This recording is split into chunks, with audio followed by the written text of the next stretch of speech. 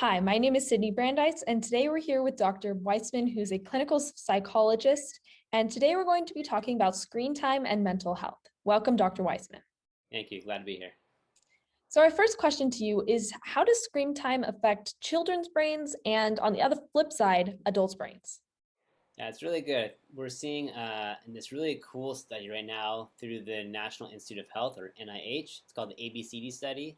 It's a 10-year study. I think they're in their fourth year or so now, following kids who are using screens. And this is it. Like, there is no research before it. We're in it. We're finding it out as we go. So they released some preliminary findings. I haven't checked lately on it, but the early first year findings did show some cognitive impairment for kids who are gaming, or not gaming, sorry, excessive screen time over 7 hours.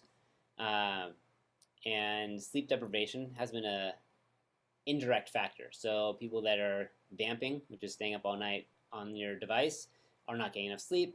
Therefore, they have sleep deprivation, and then all the effects that come with that. So yeah, we're seeing a lot of impacts on the developing brain.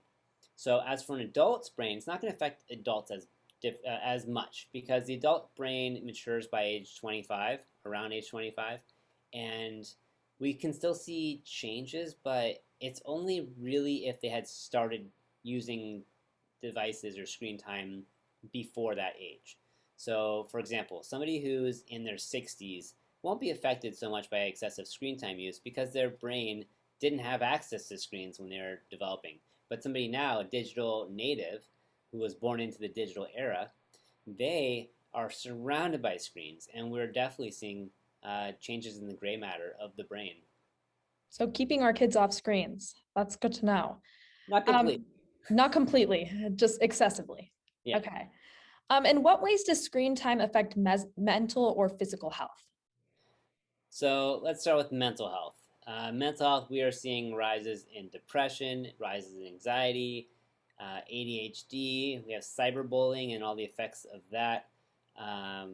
Eating disorders, body dysmorphic disorder. So there's a lot of social comparison with social media, and a lot of ADHD, anxiety, depression with gaming. So we're seeing some significant results. Whereas a decade or two ago, we'd see more external harm. Now we're seeing more internal harm, harm to self. In terms of physical effects, it can vary. So if you're playing a stationary game, maybe at a computer excessively, well, the worst that we've seen is people developing blood clots that travel to their heart, and they have a heart attack and can die. Wow. It's happened way too many times, especially in the early 2000s, and I'm sure it's happened more since. Sorry, not early 2010s. But if it's gaming we're looking at, if it's gaming and it's through, let's say, Xbox Connect, or where you're using your body as a controller, or with virtual reality, where you're putting on the headset and moving them around the room, or augmented reality like Pokemon Go, where you're out in the community walking around, it's actually going to give us really good physiological effects because we're moving, we're exercising more than we would. So it really depends on the type of gaming that we're doing with our screen time.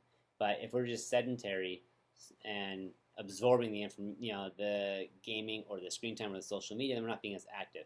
And I think overall, since we're spending more time on screens, we're not getting outdoors. We're not running around as kids or as young adults and being as active.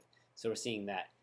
On the flip side, we also have a very health-minded community. Like, this generation is very aware of physical health. So we've integrated technology, for example, like Peloton. We have screens in front of us that are motivating us to exercise, and we're tracking. We have biometric trackers, Fitbits, and so forth that are going to help us regulate. So we're using technology and screens in that way to help us improve our physiological health. So it could really go either way depending on how you choose to use technology and screens. I hadn't thought about the positive effects on physical health, but that's awesome, actually. I hadn't thought about Fitbits or Peloton. Thank you, Dr. Weissman, for joining us on our segment on screen time and mental health, and we hope to have you back. Thank you.